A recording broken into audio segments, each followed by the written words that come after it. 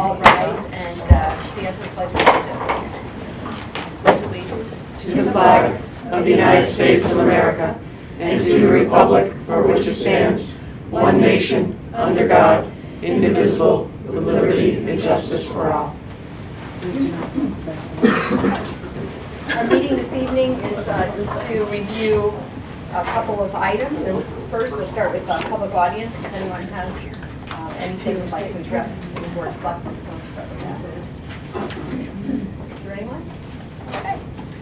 There's no public audience. We'll move right into our meeting tonight. And our meeting tonight is to review where we are during for the town budget, and then where we are for the capital improvement plan. Our time frame is that we need forwarded budget and capital plan to the Board of Finance by March 27th, to present it by March 27th.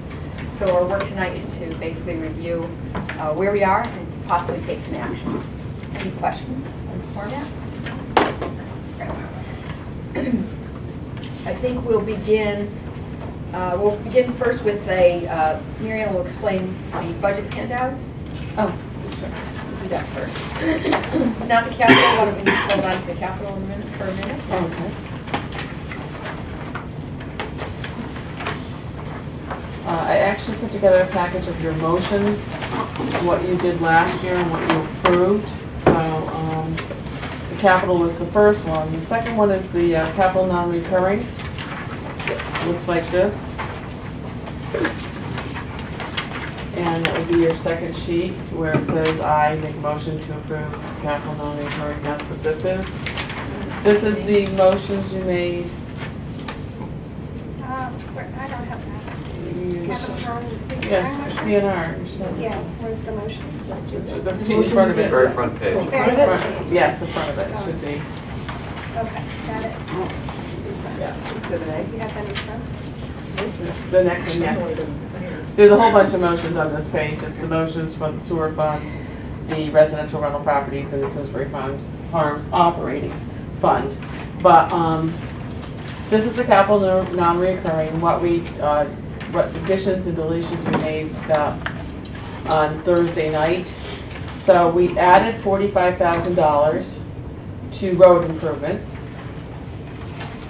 under with the CNR. If you look at this form, we added $45,000 for road improvements. And it better be here. Yes, it is. Okay, thank you. Then we added. We adjusted the Simsbury Farms clubhouse from the LoSiP reimbursement account to the high priority. It's under it's the clubhouse carpeting for $23,000, and we eliminated the baseball field conditioner for $20,000.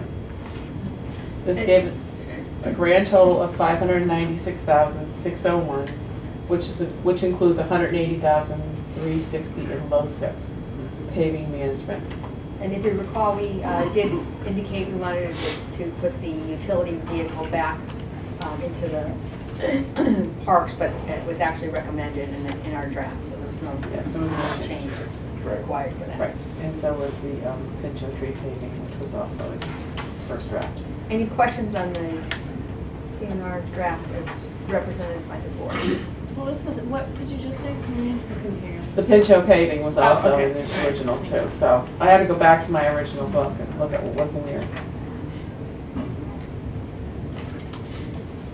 Any questions on CNR? All right, we'll move forward to the budget. No, the budget was a big, a lot of changes in the budget. As you can see on the worksheet here.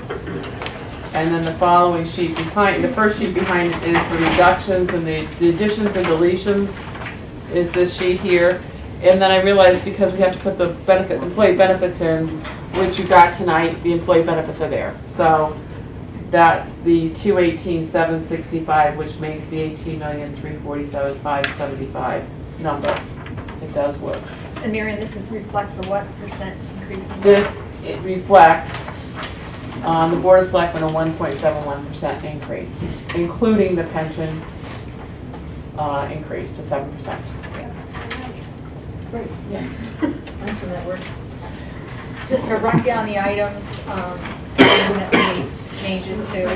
We reduced the public agency support for community services by 1,400, added 2,500 to the town clerk's account, added 30,000 to the contractual services account for planning, added 15,000 to the police payroll account, added 4,500 to the public works administration contractual services, added $600 to the public works administration postage, added 3,500 for public works maintenance buildings and facilities, added 15,000 to highway facilities management, that was the leaf collection, added 40,000 to highway facilities maintenance road, reduced $43,005 in highway maintenance fund, reduced 35,000 in parks and open space maintenance, added 5,000 to the library administration and payroll, reduced $700 in library administration contracted services, reduced $4,900 in library administration equipment maintenance, reduced $600 in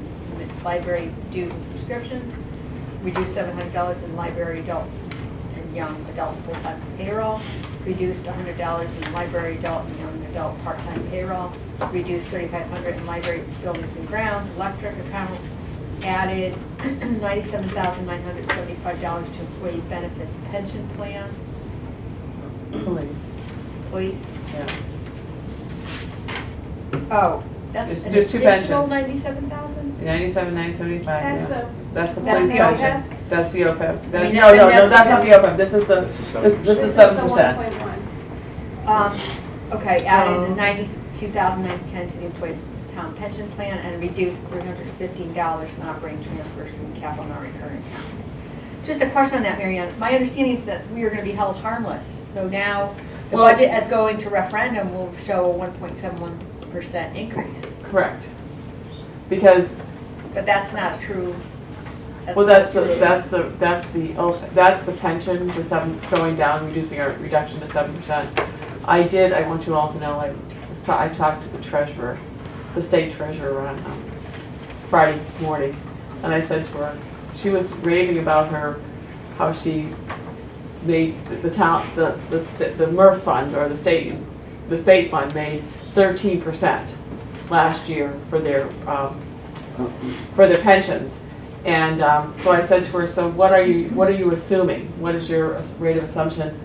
And she says, oh, we're at 8%. So I want you to know that they're at 8%. I guess my concern is that if comparing, the taxpayers comparing apples to apples, we'll see a 1.71% increase, which is not true. No, that is, Because that was not, those dollars were added to the pension fund, not to the operating budget. So I just Well, you concerned have that to that's not an accurate reflection on. you have to what the raise budget- them in the general fund to put them in the pension No, fund. I understand. And the Board of Ed had to do the same as we did for the increase. I think in terms of hold harmless, as I understood, as it was explained to me from the Board of Finance, it meant that when they gave us the 1.5, it meant that we could go to 1.5 instead of, we're at 6.65. We could have gone to 1.5 and then added the pension on top of it. So we could have had a 2.5 Correct. under their assumption. So in terms of, it was hold harmless in terms of what they were going to hold us to, but you're right, going to the public, it Yeah. will show a 1.71 increase, which is what it is. And but I still believe it's the responsible thing to do to come in with the assumptions that we went with based on our actuarial study, the experience study, the Hooker and Holcomb analysis. It gets us on the right track going into the future. We're not going to be like some of those states that have not done. No, I have no argument with the bottom Yeah. line. I think we should make two motions. One is that the budget has increased is a 0.65% increase, just so the public knows. So when we present it, I think it's important for transparency to show the voters what we added to the budget, which was only 0.65% over last year. I guess my And question. then show the difference in the pension plan, because that's a policy change. No, well, I do get that, but there's also a charter change. So I guess my question is, has the Board of Finance yet voted to accept the experience study recommendations to drop from 7.75 to 7.0? Has that I been made? don't, I don't believe so. don't Because if that has believe not they've been done made, that. then we can't do this. Well, Well, they're asking you us can to do do it, this and on- they'll either accept it or not. I but- mean, either way, they're gonna put it in. Right. So our budget's gonna show 1.71. And I have no problem with that. I think if you're comparing apples to apples, it's important that the public also know that our staff and our boards came in with a very low increase in sending, and I think that's a really important message to send. Oh, it is an absolutely important message, and I think we should send that. I hope the press will report on that, that we did come in 165, but the fact No, you is. can be at .65. I mean, 0.65, right. Please. Sorry. But our annual required contributions do come out of our operating General fund, budget, right. and it's based on the assumptions that we use as a town, and we have reduced our assumption from 775 to 70. But you can see what difference. It makes a huge It's difference. a huge difference. It's a 1%. Increase in the budget. Especially for the town of Simsbury budget, which is small. An 18 million budget, a 185 is a 1%. Right. So when you're dealing with the small budgets, just like Marianne was saying with small departments, any little change percentage-wise looks bigger, which is why percentages are sometimes difficult to put on the Right. ballot because they don't reflect the reality of the situation. Okay. Any questions on the information handed out tonight, which is just really a reflection of what the board had already agreed to? Questions? No, I think these are all accurate from what we discussed last time. And as Lisa just articulated, I mean, what we did was add $27,880. Yes.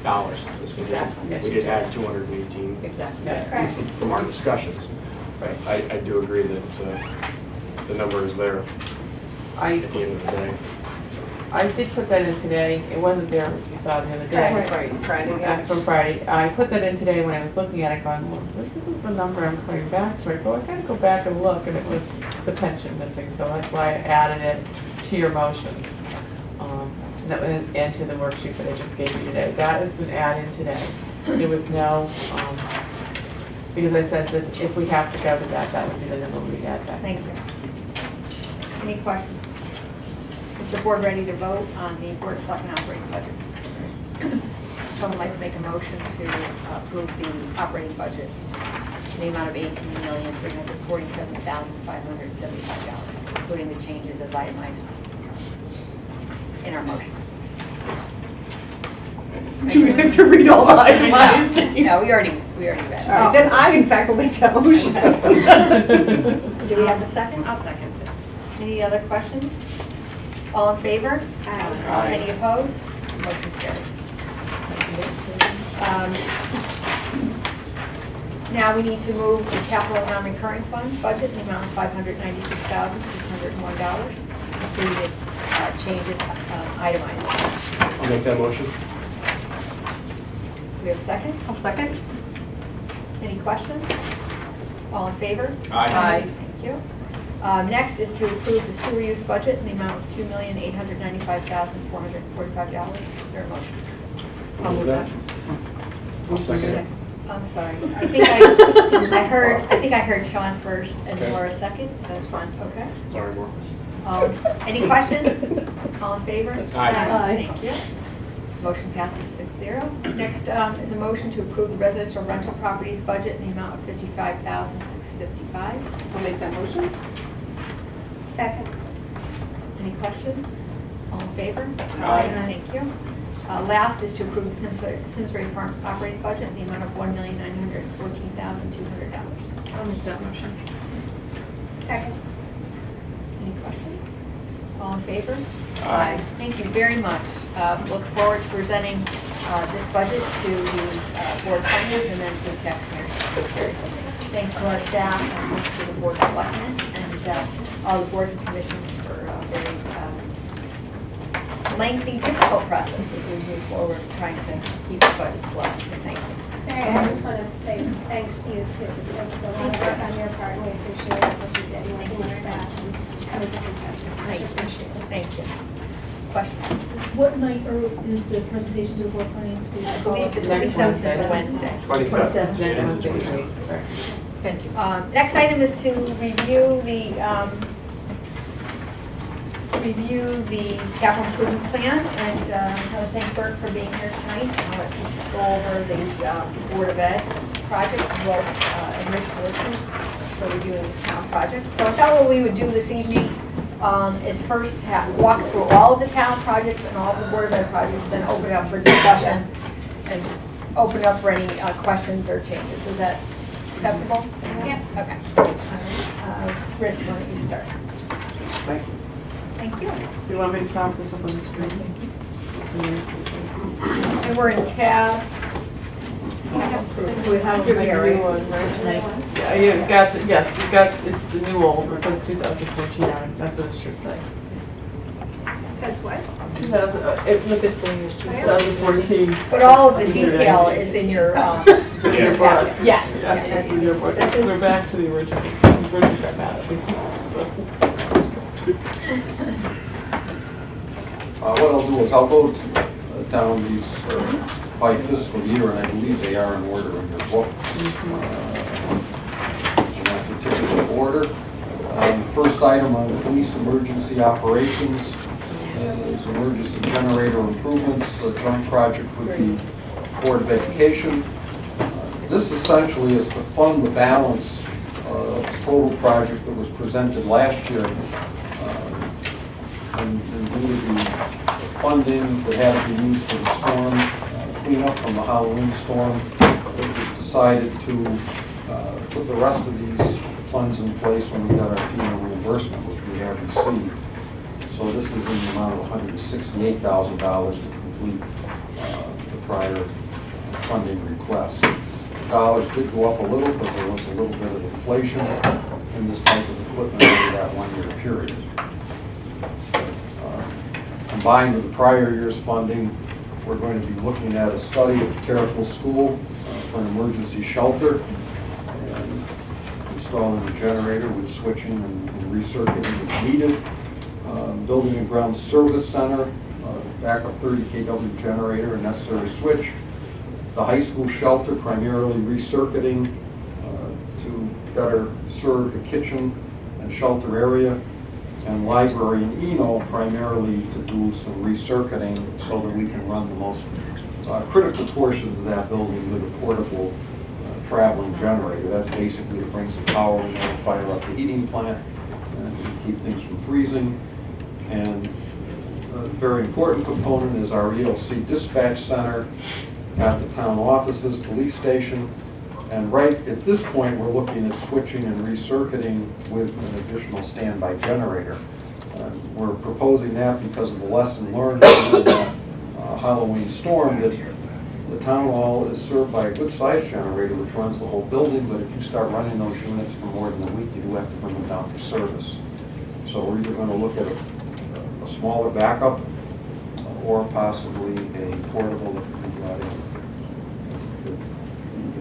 Key element in all these projects is the circuit business. If you come into an nice new building, all the circuits are laid out, and you can say, oh yeah, this panel serves this part of the building. That is not necessarily so in an old building. So, but anyway, bottom line is this is to fund the balance of the total that we saw last year. So this goes to emergency services. That's correct. Our next project is the center area charrette. Did have some handouts for that particular item.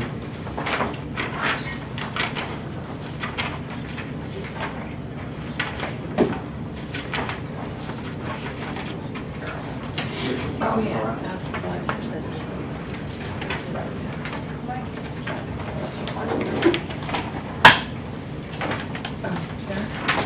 The center area charrette is in planning development area.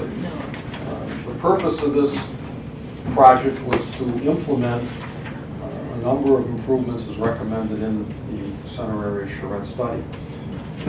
It is worth noting, as indicated on this little commentary sheet, there is a lot of flexibility in this. A good portion of that money, about $1.3 million of it, is for a parking deck to be located behind Eno, if in fact Eno is selected to be the location for a senior center, community center. And of course the funds for that particular project are out in 2016. So if your program was such that you didn't want to spend that money now, that portion of it could be moved forward. The parking deck portion? 2016, yes. Interestingly enough, if you know one elsewhere, the parking deck is still an overall component of the center area. But that would very much be feed into certain private investment development in the center, in my mind anyway. So again, we have some flexibility. The remainder of the work in that charrette is listed for walks, landscaping, lighting, drainage, utilities, primarily in the station Railroad Wilcox Hot Meadow Street block.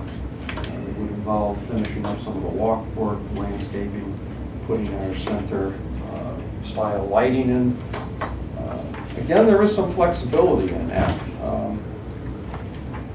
in that we would really want to coordinate it pretty carefully with some private investment. We wouldn't want to go and put that stuff in and have someone come in and do that. So certainly from my planning point of view and the construction point of view, it would be good to have those dollars in place, but we would be drawing them down over time. You will be receiving, probably in the next Board of Selectmen meeting, some recommendations on the senior community center location. There's 3 options that are going to be in that report. So the deck piece is going to be very much depending on who we put that. So What is the, we have a grant application in, if we push that off to 216, what would happen to that grant application? that grant application is pending. I would Will we- think, knowing how grants go and the Use it or lose implementation it. process, you wouldn't be losing it because that grant application, ironically enough, was called a fast track application. So I don't know what everybody's perception of fast is, but we put that application in August and I never heard a word. So, but my experience is at about a year ramp up period. So I don't think you'd be in danger of losing it. There's usually a 1-year extension. But if we had a $500,000 grant sitting there, I think we'd come back for a separate consideration for the balance of that money. So there's some options there. That's it. Keep moving. Our next item is the. Oh, sorry, I have one more. Oh, Lisa's side, yeah. On the, actually, I guess it's probably on the next slide. When we get into the senior center thing, you had mentioned that, I was talking about options for, Right. so I maybe jumped the gun just a little bit. Is the 204 for 3 different sites, or No. just the one that we picked? No, the expectation would be that you pick one of these sites. And that's what it was. You'll be seeing a letter of recommendation from Public Building, as well as a fairly extensive report that summarizes the process that was utilized in identifying programs, space needs, population, and discussing several options. We looked at many sites in the community and eliminated several of them, and ended up looking at Eno as well as 4 other sites in some detail. The number, however, it is a fairly complicated project, and I will share with you in advance, and it's in that letter from Public Building. They looked at Eno, which would primarily be an addition on the back and renovation of space, and of course the parking deck. They looked at a completely new building at the corner of Stratton Bushy Hill Road. And keeping in mind that a key consideration in the study's development was that it ought to be in the center, walkable, and be part of a vibrant center community. So that rated as a very high factor in selecting sites. Obviously, Stratton Bushy doesn't meet that consideration. In my world of construction, that's a fantastic site. It's what I commissioned to build on a nice, crispy new site. But it absolutely does not meet the criteria of being in the center. There's also higher utility costs. And while I believe the issue can be overcome with good design, it is very close to an aquifer area, so there's going to be some issues out there. The third site, which was identified and costed out and studied in a schematic manner, was to add on to the back of the Performing Arts Center. We did not do as much detail on that because, as you know, there's a lot of players in Simsbury Meadows, the dog park, the boundless playground, the sports fields, Performing Arts Center. And we really didn't know where all those folks stood. I think, and our architect concurred, that that's a very exciting site in terms of mixing generations of people. It's good for, our senior citizens. But everybody'd have to share, obviously, and we'd have to get good buy-in. I will tell you, in the end, a lot of the decision-making, in my mind anywhere, will center around where you want to be. The costs are all in the same ballpark. I don't know if you want to get these costs in advance of the report, but I will have them. We looked at Eno, complete renovation with parking structure. You can take the structure out and put it in the charrette. We looked at Stratton Bushy, and we looked at the back of the Performing Arts Center. Well, for tonight's purpose, Rich, the 2004 for the design, What that that gets would you, count, that would qualify for, it would be enough for all three sites, either site. any one of the sites, and perhaps if you wanted to take a look at a couple nuances, it would pay for a little upfront comparatives. In the design architecture world, that takes us through what's called 60% design development. It really refines your scope, your space, professional cost estimates, and puts you in a good position to move forward for construction bid documents. The numbers you're going to see in your report for construction, which I've got pegged in here in fiscal year 16, will indicate that the report numbers are a little higher. But I think when we get into the more refined scope and size and cost, we can bring those numbers down to what you see on the sheet. Rich, just because I know Shannon's new, and some folks might not remember the process, but the design funds, in order to get a number to bring to the voters for referendum, because obviously any project of that magnitude would have to go to referendum for a vote. Like the Simsbury Farms project, that was, the design monies were appropriated first in order to give us a better number to bring forward to the voters. Is that accurate? Is that how it usually is done?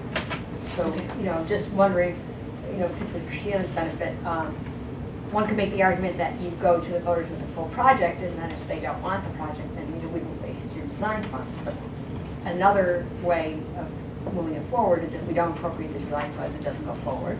And then another way of looking at it is that if you appropriate the design funds, you get a better estimate to bring to the taxpayer. So that's the option that we've traditionally followed. Okay. And I highly recommend that.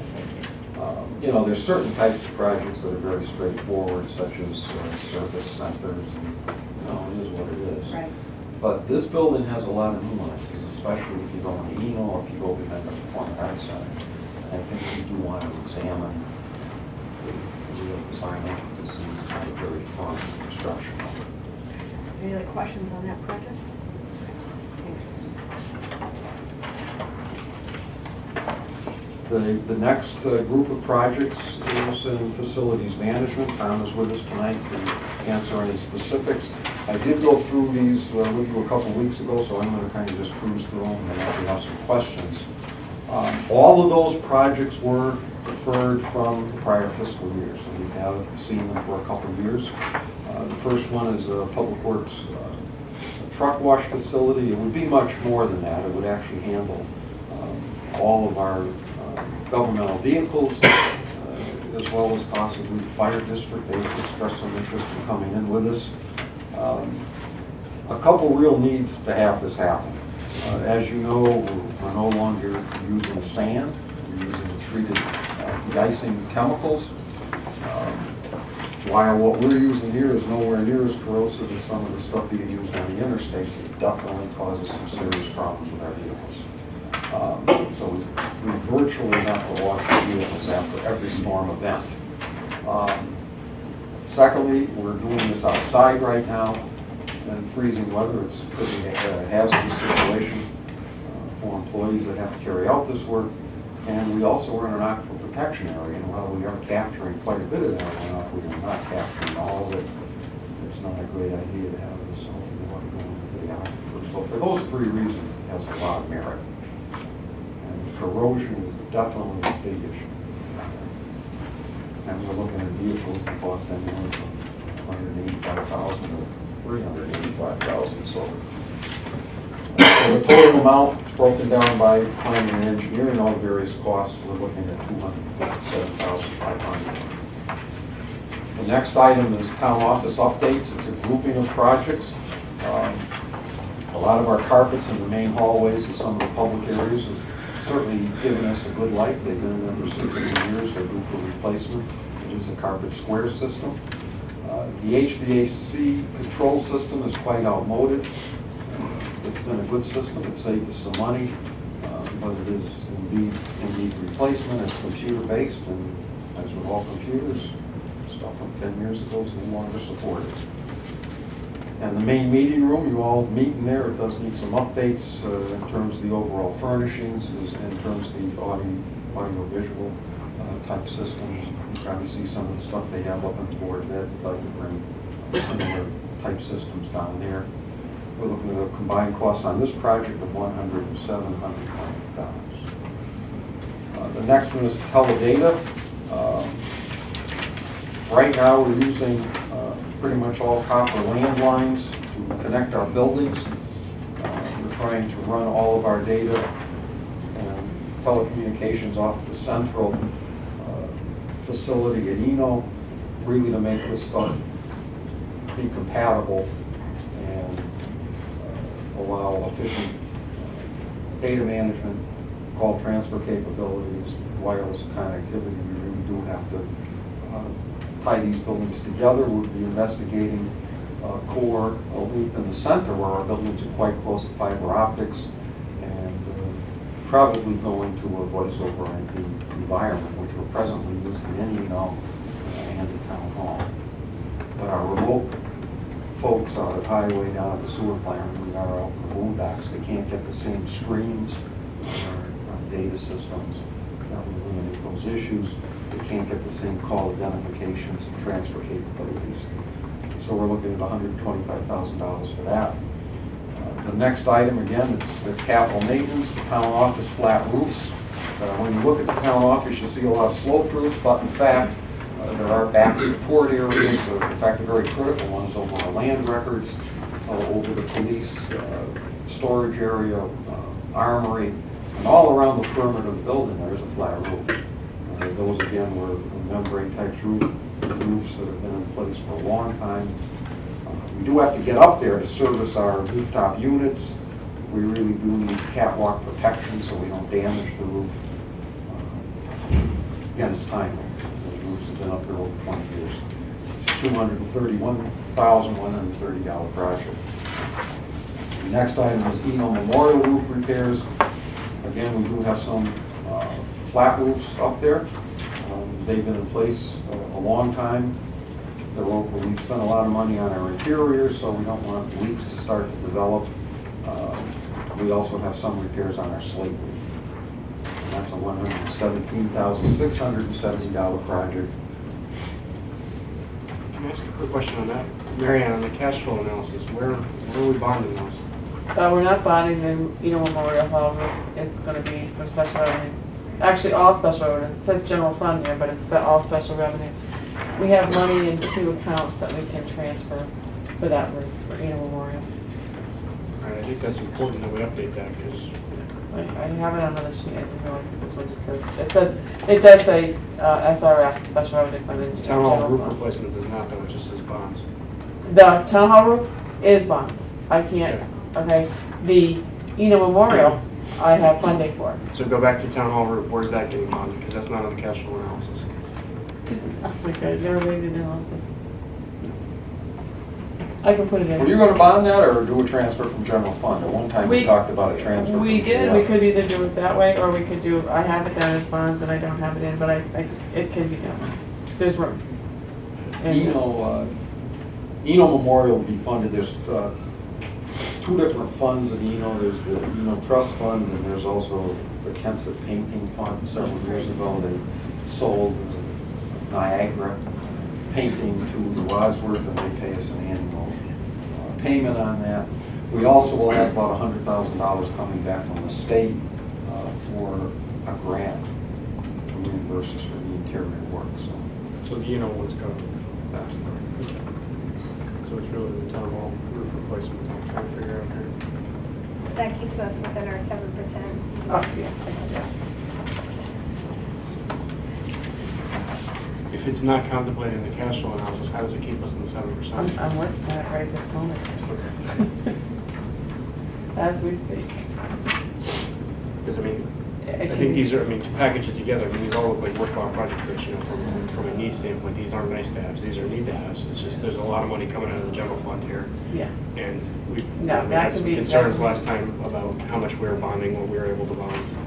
Whether we went all the way up to 7%, because, you know, we've Yeah. got school security coming down, and we've got a lot of things that we don't know.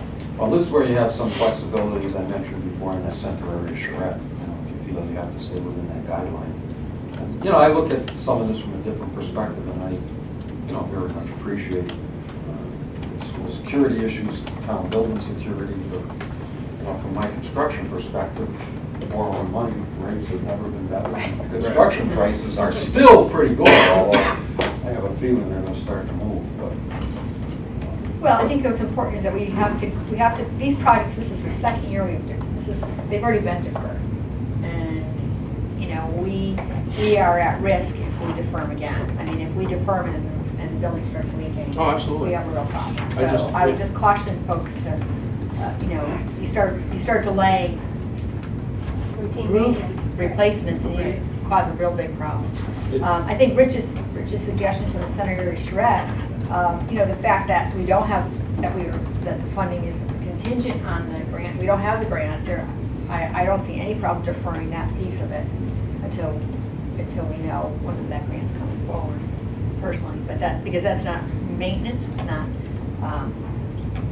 not something, if we don't do, we'll have a problem, like the roof. Right, and that's where my head is, because right now, just in the general fund expenditures, we're at 400,000 before we add in the town hall roof replacement. And we're not gonna Right, and I've got that roof replacement in there, as a GF or as a bond? as a bond, Okay. yes, and it's It's still. on a bond in our list. I know it's not on your list, Cash you flow can get it, analysis. you get your cash flow analysis. But what it would do is, as a matter of fact, it can go in next year. So the charrette could go in, for 50, I can't put the whole charrette in, it's charrette in for 54,000, which wouldn't do anything. So the bonding would be 1.2. Well, walk me through that, because the shirt already was in 15, it wasn't in 14. Right, so we're funded then with approval this year. Right, with approval this year. As a matter of fact, I had to make some changes for the Terriffill connection, that was the reason. Right, that had to get pushed out. 'Cause Yeah, it was supposed to that's be where the charrette 16. started to come in, but I didn't even, the roof replacement is mine, but that's okay, 'cause the charrette, we still have roof supply. The generator, that was funding that the Board of Finance said they would give us out of general fund last year, and we didn't get it. Yeah, no, I'm not Yeah. arguing with that. No, I just wanna make sure From a that cash flow analysis clear. standpoint, Right. not on the general fund cash, but on the bond level cash. It's just, there's a lot of projects moving around, we haven't gotten an updated one from our last meeting. Right, right, and I can, now that the town hall roof wasn't on there, I'm just doing it right this moment, and I do have it in there. Like I said, I think these are all very worthwhile projects, and I'm never against maintenance, especially when we've got critical records and the police department at issue. You know. But I just want to make sure that, you know, Yep. we're not authorizing $800,000 out of the general fund tonight that we're going to send to the Board of Finance. No, that was You know. never correct. Goes down. Why don't you, let me just have Rich finish the projects before we, just the 2014 projects. In the water pollution control area, we have a Farmington River stream bank stabilization, $1,047,300. This would be paid for out of the funds of the water pollution control accounts. So again, a rather critical project. It's along the Hazel Meadow Homes riverfront, along which we have a major sewer 36-inch diameter interceptor. It would definitely not be a good thing for that sewer to end up in the river from an environmental protection point of view, as well as our plant operations. Sewers that settle into the river either spill into the river or they start picking the river up, and our plant really doesn't like treated clean water. So we've had good experience with these types of projects. We've done prior ones south of this area several years ago, and we feel confident in these numbers. We have projected that figure into our cash flow analysis for the control accounts. We have enough to handle this very nicely. And how long would it take for that project to be completed, Rich? Because you're Right funding- now, we're in the design process. If this were to be approved, we would expect to bid it late this spring. take about 2 months to complete. Any questions on those projects? Oh, and then Nancy. Marion, just getting back to the bonding thing, so if we put in the bonding for the town hall flat roof replacement, what does that do to the number for the charrette? Well, in the first year, for borrowing purposes, it would reduce the charrette to just $54,000. It doesn't do, overall, the charrette would just be built in the rest of the way through. It's $1.1 million we would have to borrow for the charrette. And it would just come in and the first year might even be just some design piece for that. If we get the grant, we can start utilizing that grant of $750,000. If we get the grant in year 1, we can start using those funds. For bonding purposes, $54,000 I would borrow. But in year 2, I would probably throw the balance of what we owe to it. But it wouldn't change the number on our CIP, that would remain 1850? Yes, that number never changes. Okay. Whatever you authorize in the year, the projects that you're willing to bring forward for capital improvements, those are the projects that are authorized. They go on my balance sheet as authorized on issue in the capital improvement program. Right. And then bond council gets on the fund goes. Tells me a whole bunch of things that you would have to then write the motions. So whatever you guys have accepted here and then the Board of Finance accepts, I need bond council to write all these motions. So there is some work entailed. So if I get a notice from tonight's meeting that you're accepting these projects, then I would send bond council, these are the accepts to the projects, and then she can start writing up the paperwork, and she'll know what's a bond issue, what's coming out of the general fund, she'll know all this information. The only items that go to the referendum that we have to bond for is, we need bonding authorization for is the Farmington Riverbank stabilization and the center area charrette if we did the full amount. Right, those would have to be bonding authorizations to referendum. The others are approved by the Board of Right. Selectmen and Board of Finance. Yes, so they're approved by the Board of Selectmen and Board of Finance. And the Farmington River State, the referendum on that one is because it's over 1% due to a charter change. But there's no change in the 7%, we still need the cap even with the bonding of the town, right? We would stay under 7%, That's all I want to know. and when we authorize that issue. Right now is an excellent time to borrow, but we would go over 7%. I will tell you that right now. It's an excellent. Yes, if we were to say, oh, let's borrow like everything we want to borrow because the interest rates are so low, Right. we would be above Right. the 7%. But we couldn't bring all these projects to. We also have construction rules and arbitrage rules. So projects that are ready to go, we could do this, but right now we can't. And so. right now, we don't have a lot of projects ready to go. No. We're not ready to go on projects. That's why they're in the outline here. Right. Nancy? Just kind of restating what I did at our last meeting, and that is we were talking about the charrette area, the parking issues that are currently there, not necessarily for expansion purposes, but we have some businesses that, are really having some issues, and at this stage of the game, to keep those folks who are already in business and producing revenue for the town in a good way. And then also just the safety issue of trying to get the street into a 2-lane road, and, if you, Marianne, could walk through what we would be looking at for cash flow for 14 and 15, if we looked at, in a way trying to make something work to not lose the $500,000 either. If we don't do some of this now and the bond comes through, and we want to approve at least a portion of this, the grant rather, then Right. how do we? If you approve the $1,850,000 or $1,300,000 or $1,400,000 of that project, whatever you approve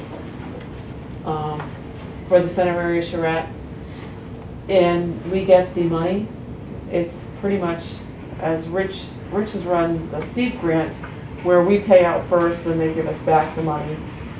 The same, I believe, with the other issue. I don't know about the other grant. Do you, Rich, about the $500,000 one? No, that's the And the one. $250,000 on top But of it that. is interesting. The steep is different. If you approve the money for everything but the deck, and we held off on all of that work, and the grant came along, well, that combined with a $500,000 grant would give us just about enough money to do the deck, so. But you have to approve the full No, project. no, we're No, just you could saying, approve $540,000, Oh, okay? Which is walk, landscape, and lighting, drainage, utilities, you'd have to put some words in there and other equivalent improvements. And then if the grant came through, well, you'd have that, couple it up with the grant, and you'd have $1,040,000, it'd be a little short. but I think what Rich is saying, I mean, there's two ways to handle it. You can authorize the entire project and wait for the grant, or you can authorize a portion of the project that doesn't include the grant, and if the grant comes in, you'd have to go back and get the authorization. right.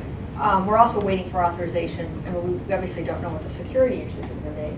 And we'd have to go back and look at those projects as well. So there is some work we're going to have to do mid-year. This isn't, I don't know if Burke is here, so maybe Burke, walk us through, what's the time frame on, just, and I don't want to get into the projects, but I want to know, if we were to go back and look at the charrette, what's the time frame of looking at the security issues? Maybe those two would tie together. Sure. The firm that has been engaged to do the security audit, they're actually going to be on site the week of March 25th, and they're supposed to complete their review by the end of April. Part of the site audit would include, recommendations on building hardening. Certainly, we'll be paying close attention to the Henry James and the Squadron Line project, which have always had a main office relocation aspect that was related to safety. And then they're also looking at other things that aren't capital items. So we would then do a cost benefit of what their recommendations were over the summer, cost those out.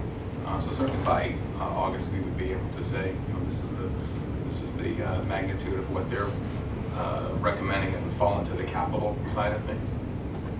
So I know, just to get back to some of the questions that the board raised earlier, a capital plan, especially a 6-year plan, looks at what might be. And one of the big questions the board had is what might the security issues be and how would that fit into our capital plan.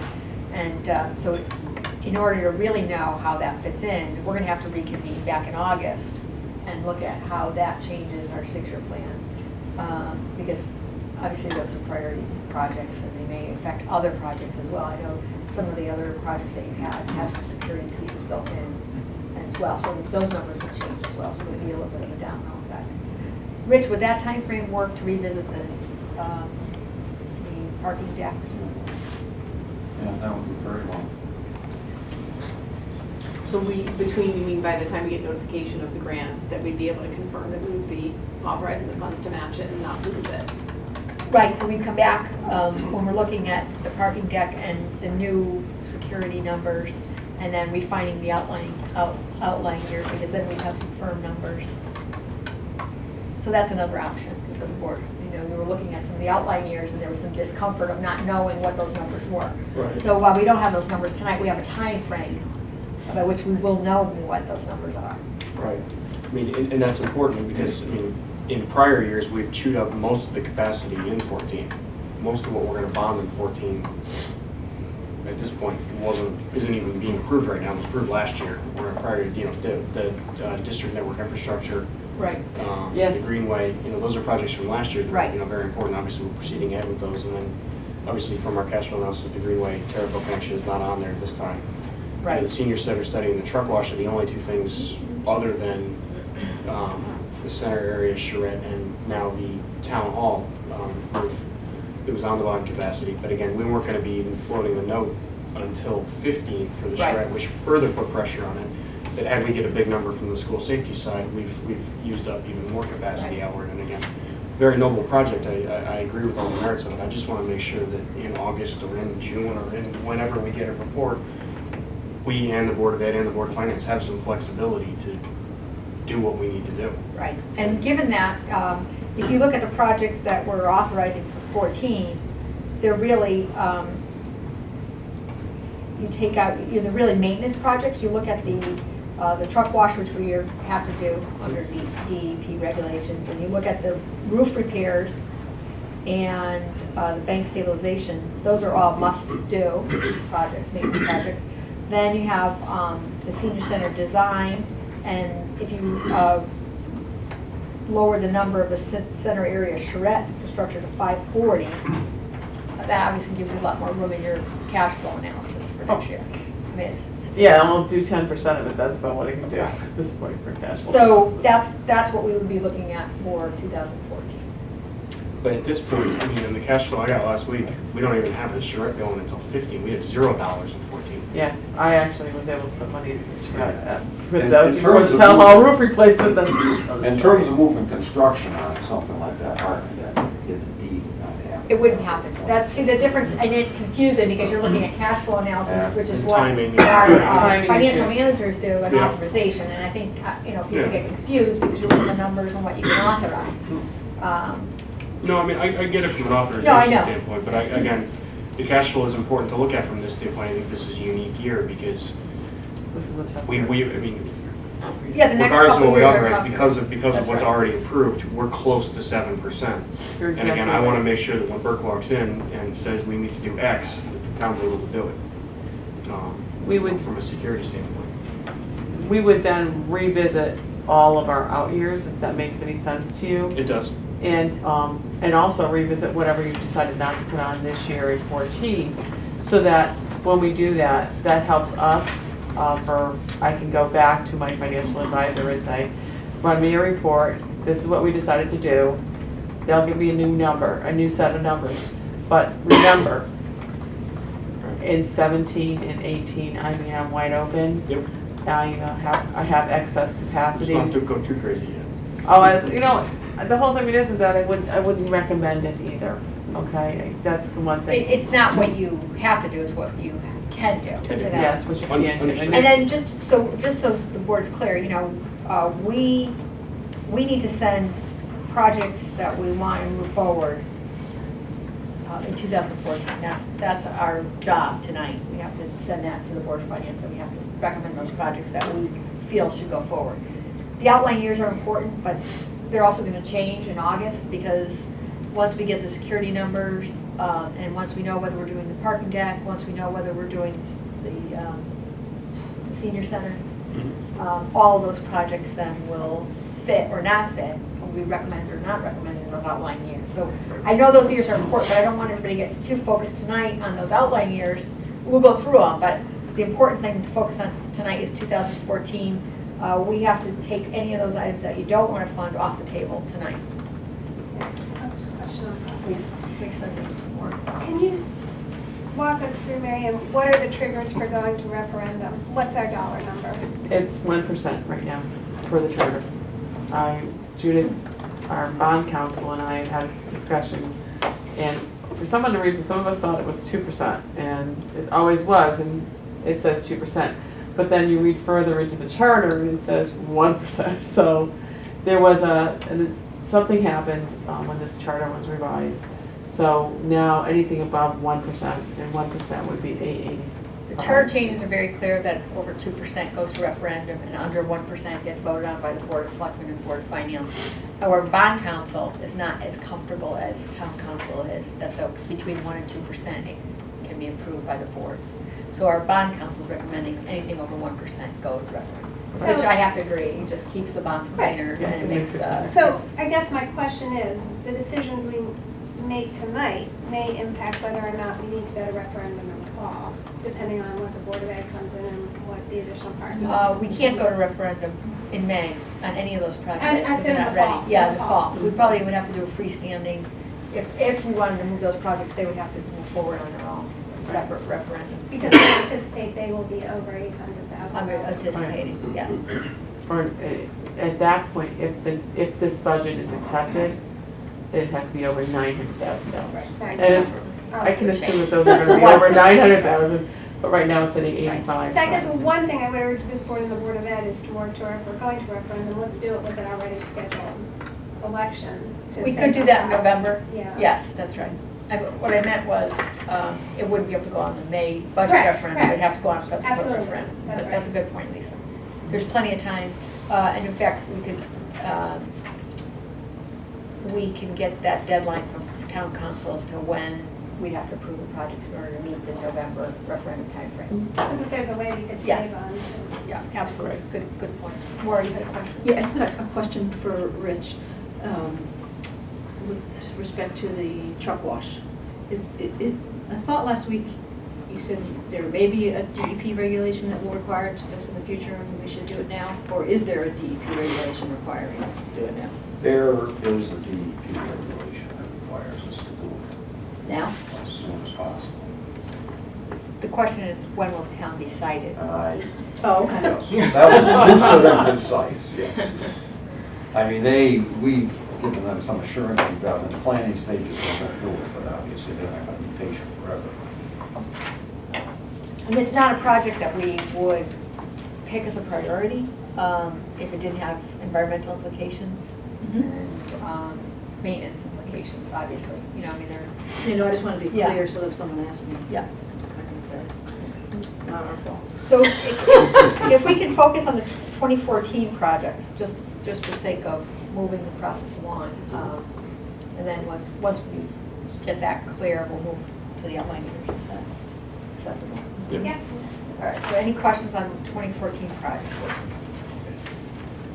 Just overall, again, I reiterate what I said last week in terms of the center area charrette, and in light of, our assumption that we're gonna have to go to referendum on Board of Ed projects with respect to school safety potentially in November.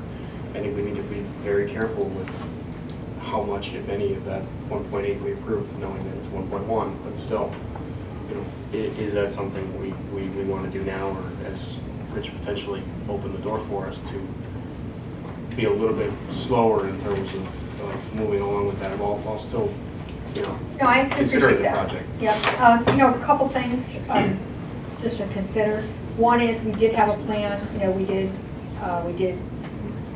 it's brought a lot of value to the town, it's brought development to the town. We started with the lighting, started with the sidewalks, and so we did that with the intention that we'd complete it. So by postponing that project, you're making it worse from a cash flow analysis perspective, because the bottleneck is going to come next year on the Board of Ed project. So quite frankly, if you don't do any, if you don't do the project this year, you're probably not going to be able to do the project this year. I'm not talking about the parking deck, because that's a different analysis, because that's grant monies and those are decisions. But I'm saying, even the balance of the 540, if the town, I just don't see, maybe Rich, you could speak to that. Well, I mean, if you don't put those in this year, I just don't see there's any room next year. That's correct from our bonding point of view, but also in terms of doing the improvements, if private investment money comes in to do things with buildings, we want it to work. We don't want to be ripping these streets up twice. So I'm So open to, it would be yeah. desirable from a construction planning point of view to have those monies in place. We probably will not spend them in at least the first 6 months of 2014. So from your cash flow point of view, you can push that out a ways. Right. And I'm comfortable even reducing the amount. I just would hate to, I'd hate to do nothing, because then I don't think you're gonna do anything if you don't put money in this year, because it's all gonna get eaten up by Board of Ed projects. It's just, the way it is. And those are big numbers. I mean, we're talking, 200,000, small numbers in terms of drainage, 50,000. And when we're talking about Board of Ed projects, we're talking 9 million, 8 million. So, just so everybody knows, vote your conscience and vote what you think is best, but just be aware that when your decisions that you make are going to have implications as we look forward. Mary, thank you for those comments. I think you're exactly right. And I'll pick up on your comment and also Nancy's, is that, these people say, well, how does government support business? And we do that. One of the ways government does support business is through infrastructure and road and parking issues. And so it's more than just, does this look nice? It does have economic development implications.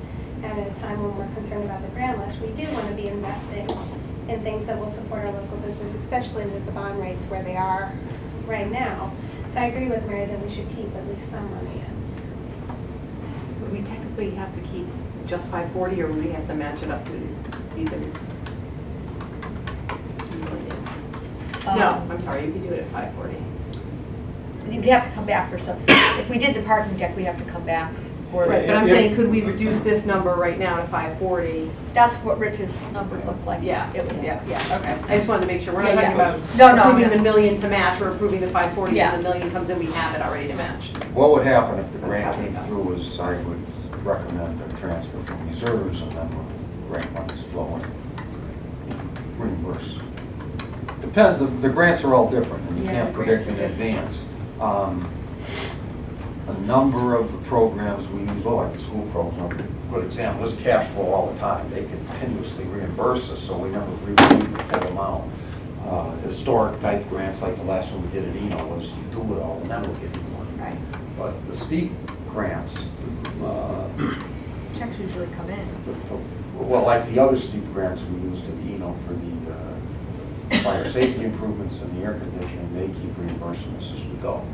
So we just need a little bit of seed money in an account to keep cash flow going. So just to move the process along, the only project that needs to go to referendum is the Farmington Riverbank stabilization. Are there any questions on that project? Why don't we start with that one? That assumes we reduce the center area shrine. No, I'm not assuming anything, I'm saying that right now, that's, if we, yes, it is Okay. reduced, but I haven't Yeah. got it. Okay. Because the motion says for both. Yes. Yes, the motion has both. But I want to just take the easy one first. All right, I'm not trying to be a pain.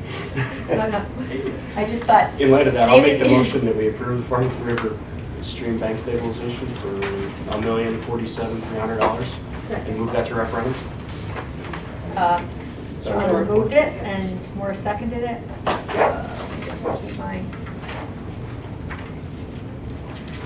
I want to make sure I keep my motions straight. Any questions? All in favor? Aye. Okay.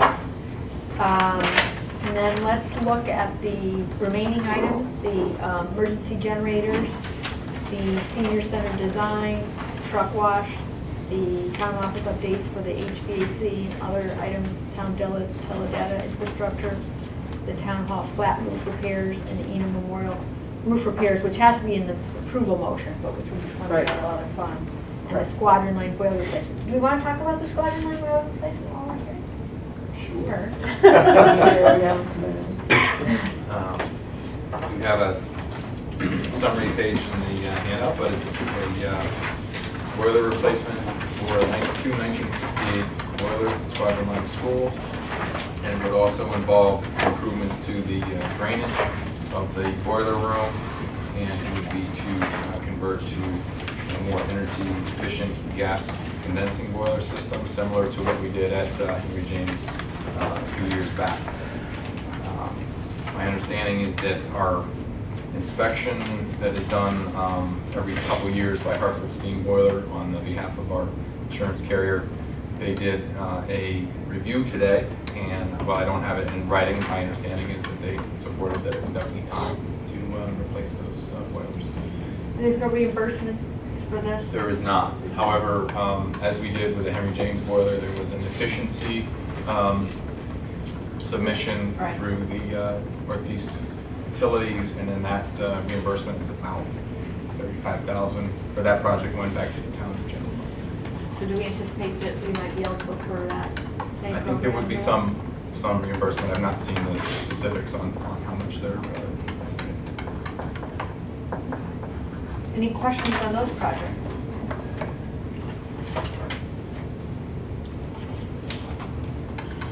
No, I mean, again, those are maintenance items. These are not nice to haves. These are, we need to do this. No, well, you don't wish for a new boiler? Okay, would anyone like to make a motion to adopt those projects? I'll make that motion. I'll second that. Any questions? All in favor? Aye. Thank you.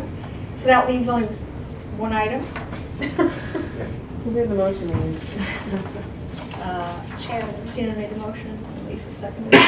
That leaves the Simsbury Center area charrette infrastructure. Can I just have Yes. a mathematical question here? Sure. If we had that in at 540, that brings our grand total for capital down to 3,647,720. All right, I'll just put it in right now. I have wishful think that I can bring you, it brings us in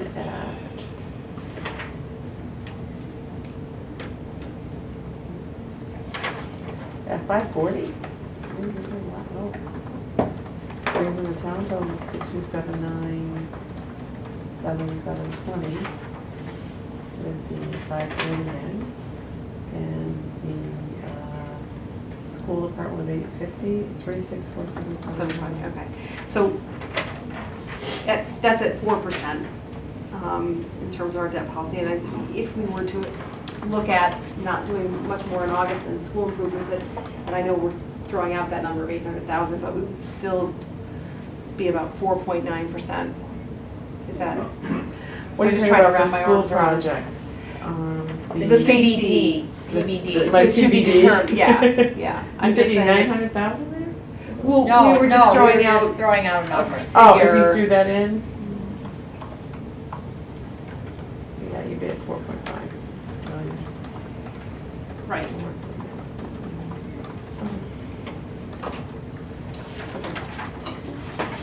Kirk, have you seen ballpark figures from other towns? I mean, what, are we expecting anywhere from 50,000 to 3 million? Do you have any idea? I don't think it's really relevant in terms of what other towns are doing, because each of our buildings is being looked at on an individual basis. And as we pointed out, there's two clear situations where the front office is Yeah. not, is not in the same ideal situation to have a clear view of sight of people entering the main entrance. So, I mean, I can just say that generally speaking, we have we're starting from a better standpoint on cameras and things of that nature than some of our neighbors. And the firms that we were looking at for advice on school safety, and this one in particular has experience in schools, and it's not about just hardening buildings. It's about looking at training and Right. preparing and doing other things. So I don't have a good sense of what what their cost benefit is going to be for us, that these are the highest level things that they would recommend we do. And there also is recommended legislation that addresses school safety. Some of those items that actually were funded in the last motion that we made, the locking Yes. mechanism. Yes. So if some of the legislation went forward, we've already funded some of those items as well. So maybe that could offset some. I mean, just the point of my question was to Sean's point. I mean, we don't want to fund, if we can fund at a minimum right now, or approve the minimum right now, and still, or I'd say below the minimum, and still be able to have some forethought to the safety for the Yep. schools. And then depending upon what that number comes in, if we can readdress the charrette as well at that time to, and I think approving that portion sends a message to the business community that we are serious about opening the doors. We've got all the plans there. And to Rich's point, if that kind of ignites something and some developer does come along, there might be an opportunity to offset what we would have approved and spent ourselves by some project that may come along that could encompass some of those, meeting some of those needs. Do you want to make a motion? Question, Lisa? Procedural question. What if we approved the charrette as written, and then once the school things come in, we wouldn't then have to go ahead with the projects, right? No, but it does go on your books as Does on the authorized. books. Yes. It'll So- go as And authorized. that's the concern I think some Okay. folks have, that it is, So that's the the voters authorize it, so you have the right to go forward. So you put it on the And as books. I understand, Mary Ann, you may be correct, there's some very interesting intricacies. If you approve a bond authorization and now it sits there, how do you get it off? Right. Yeah, well, we actually know how to do that. But it is an issue. We actually have unissued like $7 million worth of debt recently. But you have to so- close accounts, Right. it's not We as close things easy out. as it might appear. So So that's you're the reason. better off being Waiting. conservative Waiting. and authorizing only what you need, as opposed to, authorizing it And not with spending the it. contingencies of, because I think we have been so conservative, we've given back money every year to the taxpayers on the town budget, so we're not spending every penny. We're being very frugal, and what we don't need, we return. And so, in concept, this makes sense that we'd authorize it and not use it, but from a procedural, technical legal Right. and Okay. bond rating standpoint, they do look at your outstanding debt, so you don't want to have it sitting there if it's not being used.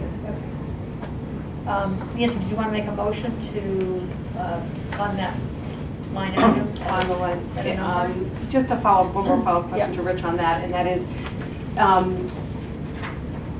so you're saying we could move forward with the walks, the landscaping, the lighting, and then, does that affect the two-way street too? Could we do, Yeah, we would take a look at doing that. That's all kind of encompassed in there.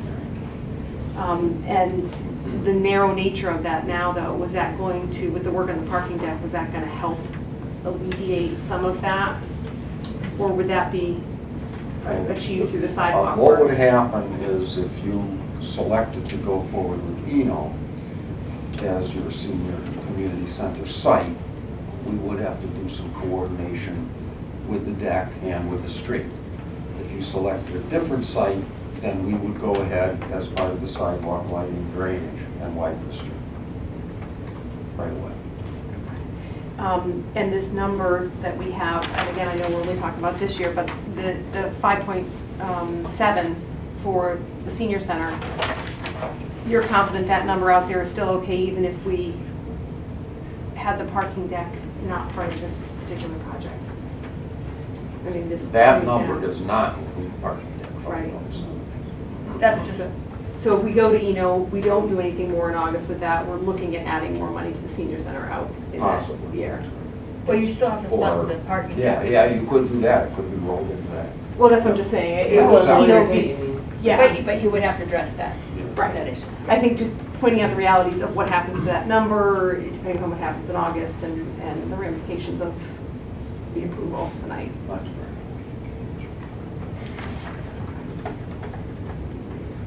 Any other questions? Any motion?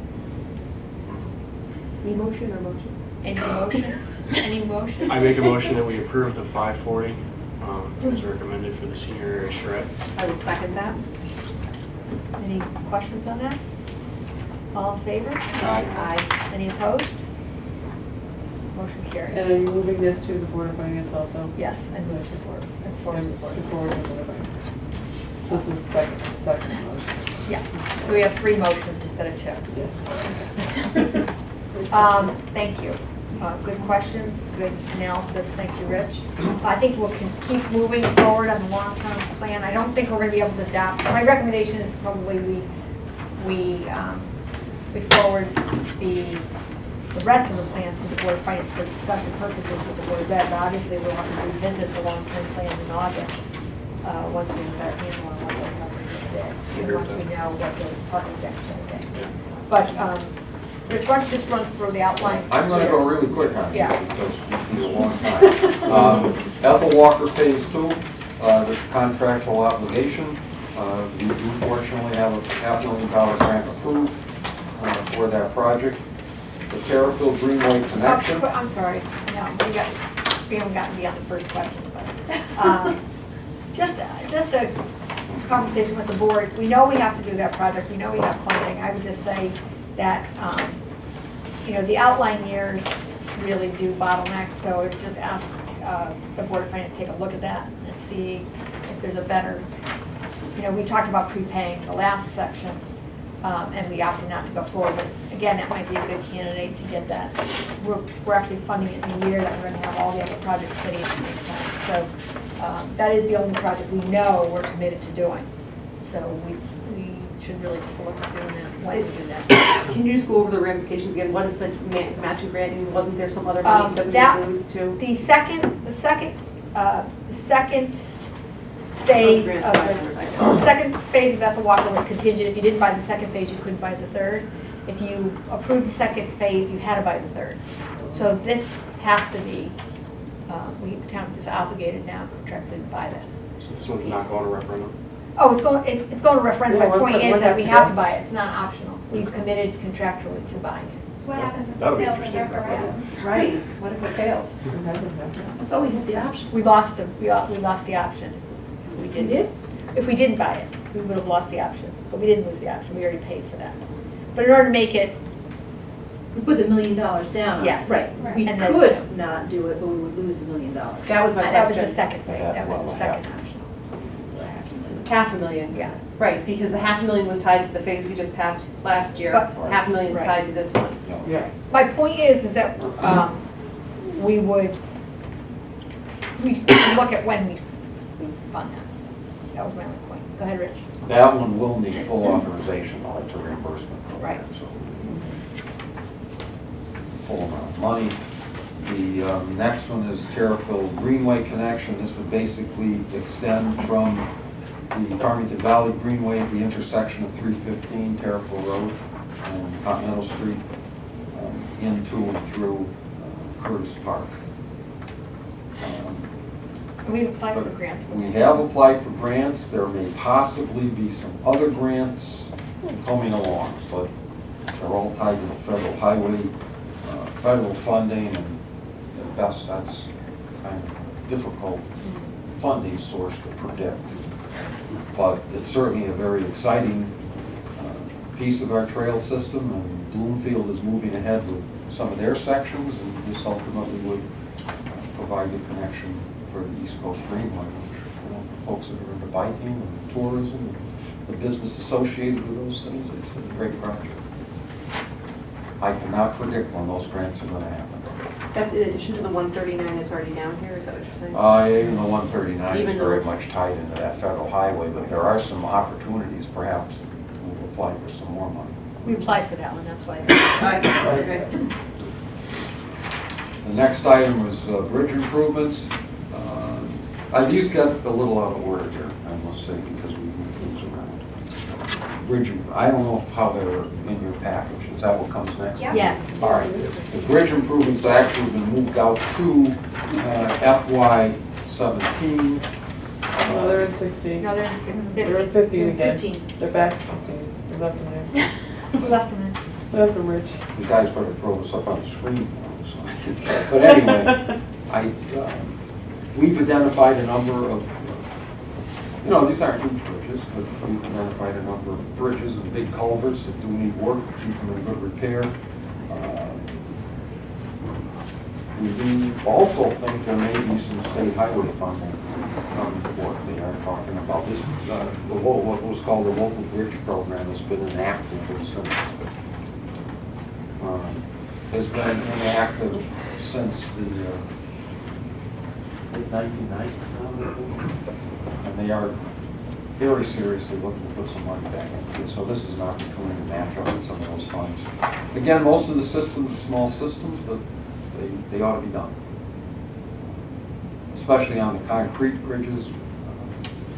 If you let the icing chemicals like to cause difficulties with our concrete, so we have to keep the surfaces sealed with membranes and keep the rail systems painted. That's just what it is. Rich, just a quick question. How often are these bridges monitored for safety or deterioration? The state monitors them, I believe, every 3 years. Although there's been some question as to whether they're going to drop these local bridges on. But all the bridges on this list have been monitored. And none of them are in bad shape. None of them are dangerous. But I'm it's just- mainly structural Right. preservation issues. I'm just curious if, because the weather has been so horrible and we've had to use all of Yeah. these chemicals to keep our roads clean, I'm just wondering if we've seen any We consistent haven't rate. seen any really advanced deterioration. We haven't seen any problems on these bridges. No. Mainly what I've seen is concrete's falling in the deck, Yeah. failure of the bridge rail, but the actual structures themselves are quite resilient. And 2 of them are actually, further preservation than not bridge. In fact, they have waterproof membrane placed on the deck some years ago. Next item is the Highway Pavement Management Program. This is a multi-year program, which basically spans a full 6 years. The total amount, $7.5 million. It's basically a renewal of the 2 or 3 year cycle you've previously been on, which is $2.5 million every other year. It's obviously a pretty critical program in terms of keeping our pavement economically in good shape.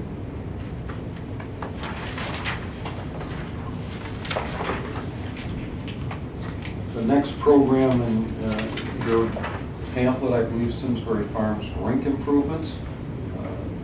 This has two major components to it. One is the mechanical upgrades to the refrigeration systems, which have now been in place for several years, as well as improving and creating an enclosed seating area. There is a very old seating area partially underneath the pool deck, and that had been eliminated from the rink project way back when, and that's the prior need of improvement. Park improvements, as stated on your sheet, is a series of improvements at various parks, bringing playground equipment into good repair and into ongoing safety improvements, irrigation repairs, fence repairs, a lot of items I think that have come up from time to time, basically capital maintenance. Jerry, you're putting together a maintenance plan for the board to consider. Will some of those items include some of the things on this list? Probably not. I mean, they could. They could. You know, I think the one that I was doing was more open space and forest management related. Why don't you take a look at, if you could prioritize these items too and break them out, I think it might be helpful for the board to see those too. So when you We've present that- even since this was put in, you know, last year before, there have been changes, you know, within this, and things have moved up and, But I think it'd be good to get a priorities. priority list from Yeah. you as part of that maintenance plan. Thank you. The next item is the Simsbury Farms Apple Barn renovations. If you'll recall, when the last capital improvement study was done at Simsbury Farms, three components were investigated. One was the reconstruction addition to the pool rink building, which has been completed. Second item was improvements to the Apple Barn facility, and the third one was further improvements to the golf clubhouse and restaurant. The Apple Barn renovation essentially allows us, since the offices have now moved to the main building, and a lot of the storage and equipment operations are now at the maintenance building on the Hopper Road, that this would allow us to convert this space into three separate program areas, and also allow larger functions to utilize the combined space. We would expect to use more dividers and so forth. Just a clarification, Rich, on this one. In light of, if the town, I always look at this in conjunction with the senior center. And if the senior center were to be built, then the Apple Farm facility is less used. So I think it might be helpful for the board to kind of break this down into maintenance and upgrade, so that, you know, we get a better handle. Because I think this is the same number we carried before we added this senior center. So at that time, it made sense, because we're really tight in need of space, but I don't know if the other board members might find it No, I helpful. was just saying the same thing to Nancy. I'd just be curious also to have a better understanding of the programmatic needs or what takes place there. We want to go Given back, that we've brought the library online now, that Right. maybe eventually we're going to do something with senior center space. so then we can go back and refine that, bring that, I think an itemized list of what you're looking at. That might help us. Thanks. Go ahead, Rich, I'm sorry. Okay, the next item is Simsbury Farms Clubhouse and Restaurant. The restaurant has certainly grown a lot over the years, and hopefully is looking for further growth in these upcoming years. I think it would be very much expected that the project's costs would be shared by the town and the restaurant concessionaire. So to some extent, this is a bit of a placeholder and see what develops. So this would be the full cost of the construction? This is Versus we're talking partial. representing our share. So we need more clarification. Again, because this is in the outline. Next is West Mountain Road area interceptor sewer design. I'll go into a little more detail on this when I hit some of the other projects. the West Mountain Road area from the present sewers near the Hoffman Auto Park running all the way up through vicinity of Corn Hunt Road are all in our sewer service area. There's nearly 600 potential customers out there. The homes are all up there in the 40 to 50 year age and are going to need septic system replacements. So the opportunity to serve these folks is there. As well as, quite honestly, we run our Water Pollution Control Authority as a utility. We need customers, and that's what the customers are at. So, it is a big project. It involves pumping, perhaps new types of technology and wastewater collection. So for us to refine those alternatives, we're recommending approving design money first to really refine that project, and I'll get to that later. In the amount of $518,400, that is a firm cost that we have received from a design consultant. Rich, what do you anticipate the number of customers that come online with this project? Over time, we have, I believe, up to about 600 customers now. What are the, what's the likelihood that folks hook up once it's offered? Is it pretty, what's the percentage? Generally, of course, to go into the individual streets, we'll only go there if we have good Right. neighborhood support. But in most of the streets that we've extended, we found that over 50% of the people hooked up in about 2 years.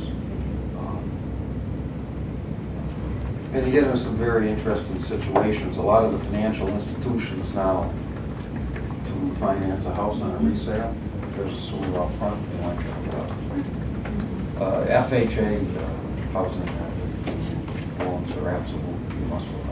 So we have pretty good response. It does provide residents, if they want to sell to somebody being financed by federal housing, gives them the opportunity to sell the house. All right.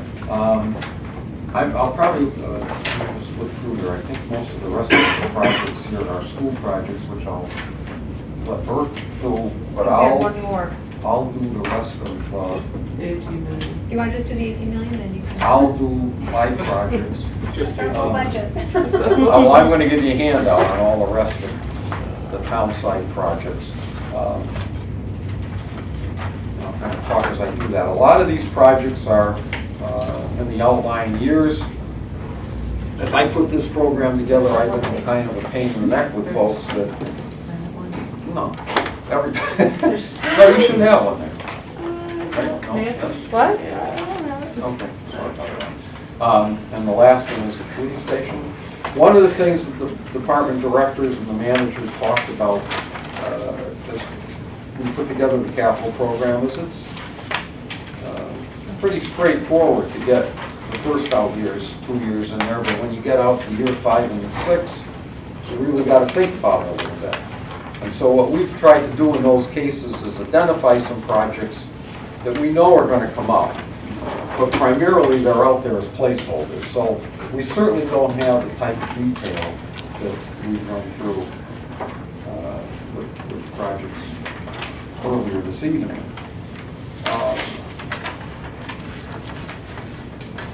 So the first project I'll talk about a bit here is the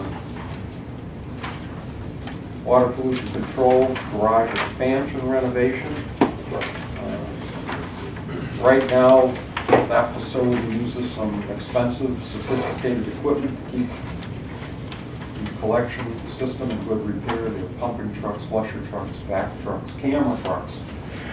It's expensive equipment, and some of the stuff's sitting outside right now, and a lot of the equipment is getting bigger and bigger. So to accommodate, we need to expand the garage, not absolutely, but basically to extend the bay length and to put additional servicing equipment inside. This project also has been estimated carefully, and it's in the amount of $1,250,000 that would be paid for out of the sewer facilities funds, special use funds. The next project is the Hot Metal Center area sewer repairs. This again would ideally be done in conjunction with other charrette area improvements and other private sector investments in the center. However, even if those things don't happen, These are improvements that are gonna have to be done. Center area sewers date back to the 1900s. They do serve all of our businesses. They serve residential properties on Masako Street, and some of the other side streets. We would expect to be improving those sewers either through relining the sewers, a method called pipe bursting and pulling new pipes, inserts inside. And some of the older sewers we may actually relocate. The sewer in Hot Meadow Street is a very flat grade, which has inherent problems. We would probably look to reroute some of that flow down the side streets into the north interceptor. I guess it goes without saying, this would be coordinated with the charrette development, so we wouldn't do the sidewalk, we would have to do. That's exactly right. In an ideal world, we would coordinate it. However, there would be some point, private investment or our center charrette stuff doesn't move, these projects would have to. I would try to do some of the type of work, like relining and bursting and pulling inserts, that wouldn't disturb the surface as much. There are some sections on Masako Street where it's hard to believe the flow is still flowing. Those would be outside our center area. More information. We would move. Hey, I'm not a second. It's always good stuff along, right? It's flowing. Pine Hill Woodland Street, I only very reluctantly use the words that those sewers were designed. They were put in a long, long time ago. They do serve over 140 homes, but back in the day, I guess the first guy would hook his house up and his neighbor would say, hey, mind if I hook in? And you know, they kind of daisy string together all this stuff through the backyards, through the basements. We do have a lot of problems in there with backups, overflows, obviously violations of our permits. And this would be reimbursed from folks, but we do believe at some time we would have to be improving those sewers. In all cases on these projects, we would be looking for clean water funds, either grants or loans, most likely grants. It does look like there's a lot of interest in putting money back into that program at the state level. So we would look to use 2% loans, but they're going to have to be in our project because if you'll recall with the wastewater treatment plant, the town basically has to do a bond authorization. They never really bond the money, but it's a loan guarantee for the clean water fund. Now we come back to that West Mountain Road area interceptor, which I discussed. This is my favorite project. I'm coming back as a consultant for this particular project. Which line item is that, Rich? This item, this project is very interesting. And Jim Clifton and I mainly put this in here so you know. Oh, we know. We will not be spending the 18 million anywhere near in 1 year or 2 years. But, and I'll show you the map. Once you commit though, and you want to generate customer connections and revenue flow from those connections and the annual use charges, if you approve phase 1 and never go to phase 2, 3, and 4, you're never going to get the customers. And in fact, the way, and I'll show you on the map, the first phase doesn't get you any customers. Yeah. So how we'll deal with that is to be determined. It can be spread out over a lot of years. And this also is a firm estimate. We Pretty firm need estimate. that to pay But off the other sooner or one. later, we will spend those dollars. And I would say it could very well be, maybe over 10 years. Right. So the question is, how do you cash flow a project of that magnitude over a 10-year period? Because the way it looks now, it's obviously If we can get clean impossible water. to do. So that's going to be the challenge. Maybe we can get bond counsel to give us some advice on how. It would be clean water funds we'd have to go with. Yeah. On this one, we'd have to try to get clean water And funds. it would, normally in the past, we would be looking at clean water grant funds because we've never charged our customers all the costs associated with what's called trunk lines or pump stations, which are the big pieces of infrastructure along the streets and the tools. But it's something we just wanted to put out there so you know. Holcomb area trunk line sewer, this is a very interesting project, and again, we've got over 125 homes out in that area, older homes, there is high groundwater, a lot of issues out there with septic systems. The fact that Griffin Land is extending sewers to serve their project afforded us the opportunity to extend further and hook into those lines that actually terms of the numbers I've been throwing at you is not bad. It's a $2.7 million project. Most of those costs would be recovered from connection charges. And our last project is the police station renovation addition. You have not seen this before. We've got that out there just kind of an early warning and a placeholder.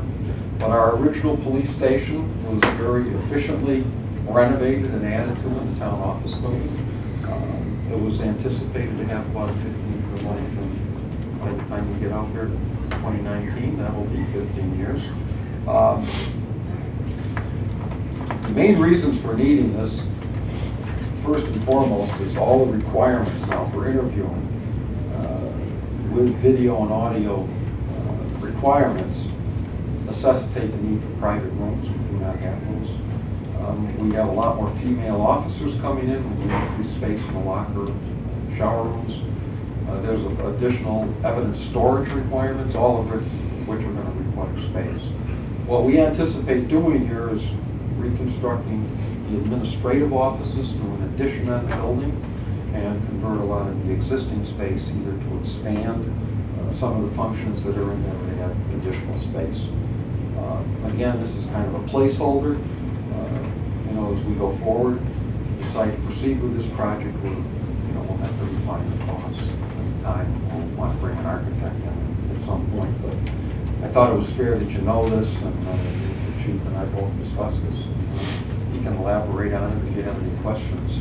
Rich, again, getting back to the senior center, if the senior center were to go forward and it was a different site than Eno, obviously Eno would be open and free to move some town buildings. So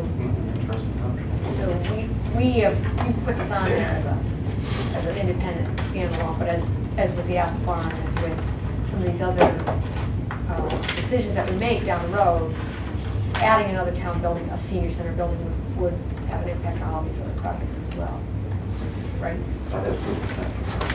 Okay.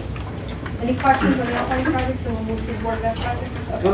Let me just show you that sewer thing real quick. Oh, please, yes. I was afraid you'd forget.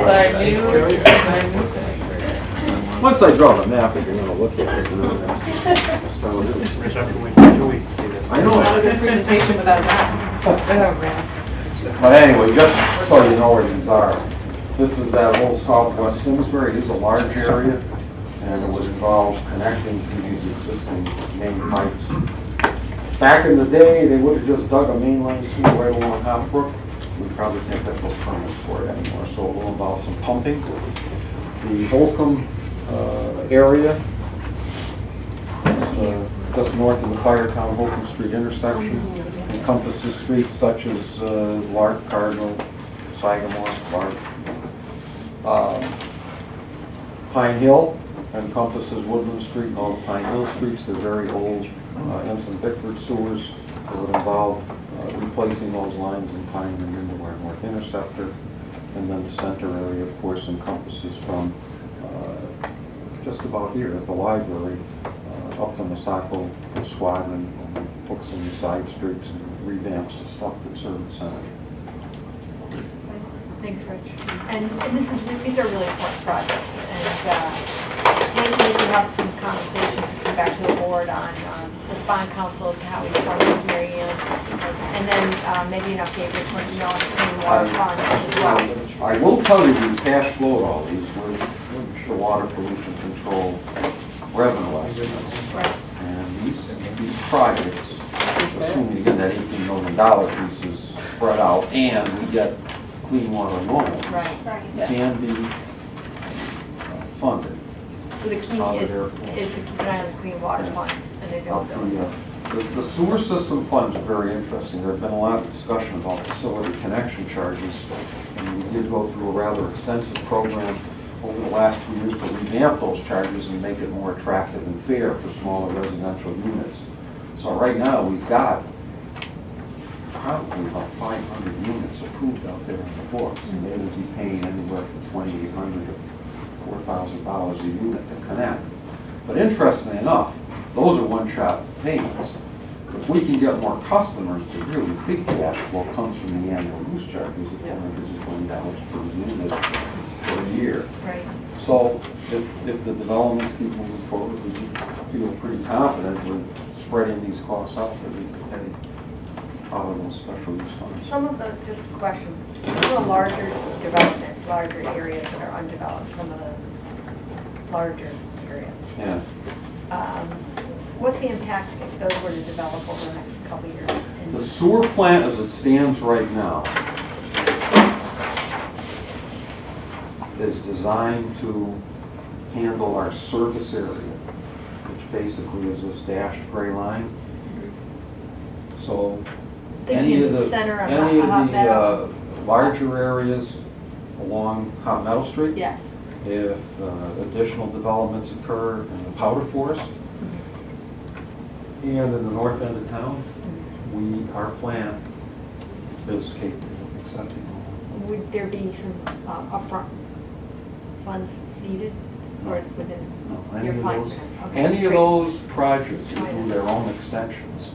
So for example, all the three components of the Hot Brook development, the two components that you've seen in the Dorset Crossing, those developers are paying all the extension costs. I was thinking of the Hartford and as we look to redevelop that area. Well, Hartford has excellent capability. We have a major south interceptor trunk line with plenty of capacity. So we are in very good shape. The authority and all you folks, really credited with, managing a good program, their fair flow allocation, so you don't get into the situations you read about sometimes where there's a moratorium and developers want to come and say, oh, there's no room in the pipe. We're in pretty good shape. We actually have started a new facility study for the plant. Time goes by pretty quick, and even though our plant seems very new, and in fact it's been online for 6 years, and the study had been done actually 6 years prior to that. So 20 years is coming up again. And, but right now we're in good shape. That plant included the latest environmental treatment for nitrates, and we also found that the facility could be tweaked to adjust for phosphates without a major investment. So, Which again is another issue many towns are facing right now, trying to retrofit. Yes. and they've we very proactively upgraded all our pump stations, which were a big component in a lot of towns. So our few major pump stations either are completed or will be complete within a year. Great. Thanks. Okay, thank you. Thank Thanks, you very Andrew. much. Appreciate it.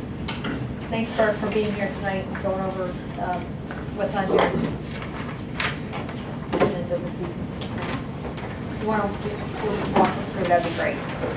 I'm working both from the listing, Yep. I'm not sure And the our order that sheet. you have our sheets in, but clearly the largest project is the Henry James renovation project. And just to give a little bit of context, that was going to be the 2013-14 project, and the Board of Ed recommended moving that back 1 year to 14-15. Looking a little bit at some of the history, actually the planning for Henry James was first about adding an auditorium that was never built, and that project basically was taken off of the list in 2004, 2005 was the last time that was on. So starting in 2005, 2006 fiscal year, CIP was the first time that this renovation project was put on the list, and it included the main office and the library media center relocation at that time. There were cost estimates that were developed further with the help of an architect, and there were some other aspects, including the sprinkler system, that were developed. And then for last year's process, in February of 2012, we had an updated conceptual design from a different architectural firm, and it also included the science classrooms and labs as part of the scope of work. But there's still 50% of the building that isn't sprinkled, and there's other improvements such as lockers and carpeting, things that ultimately need to happen in this building. So this cost estimate that's in here now is based on the last February, but I wouldn't sit here and say to you that we have a new principal now that started this fall, sort of revisit the scope of work and get the best, current numbers in preparation for next year, that number could be up somewhat. Declining enrollment that's happening, is that factored into the improvements that you're looking out? It is now? only in the sense that we have only one middle school. We know what the population is estimated to be. So it's, as we did the facilities and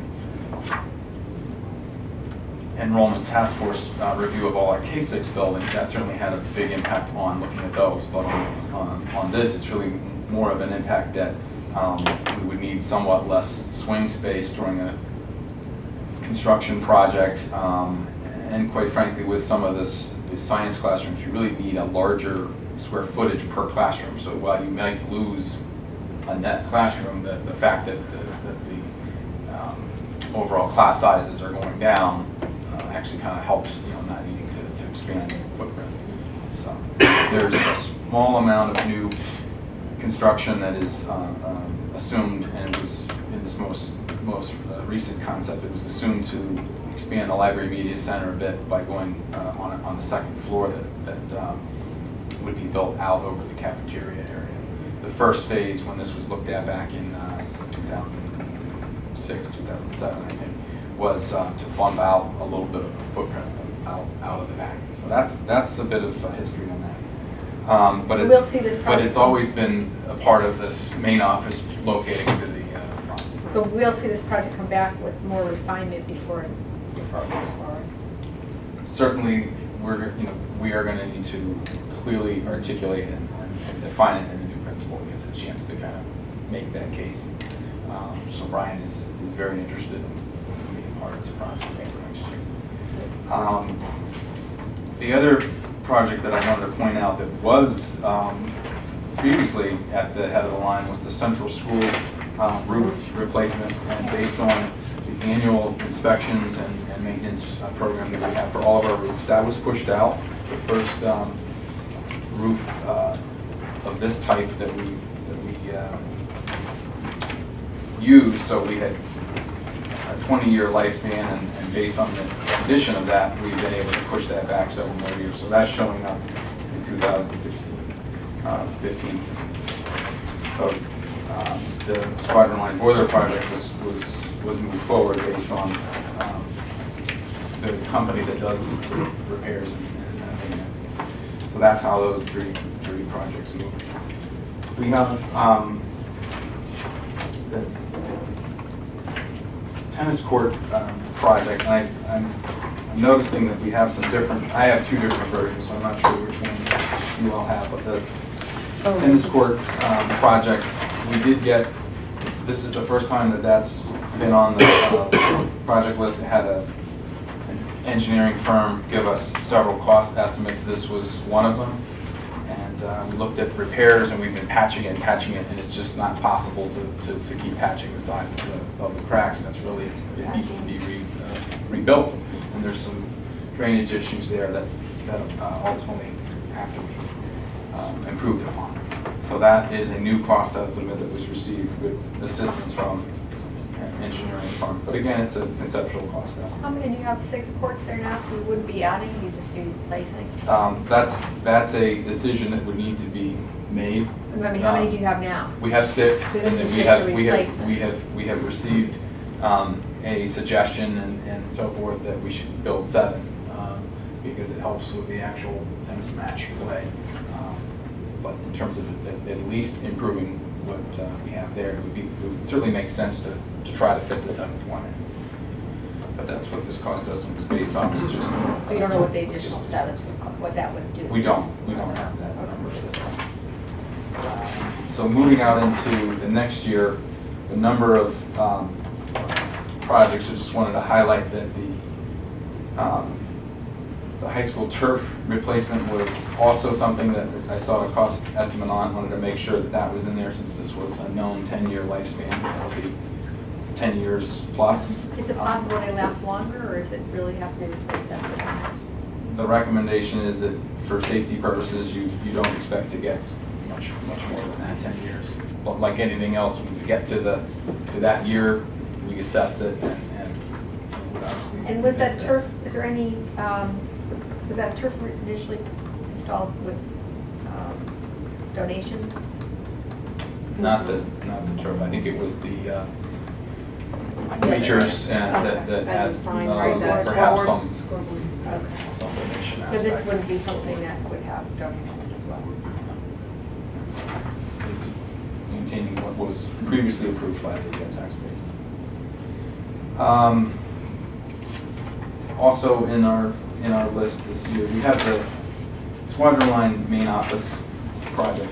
That 500,000 has been a placeholder, for lack of a better word, for the last several years. Looking back on the history on this was also in the 2005-06 CIP year.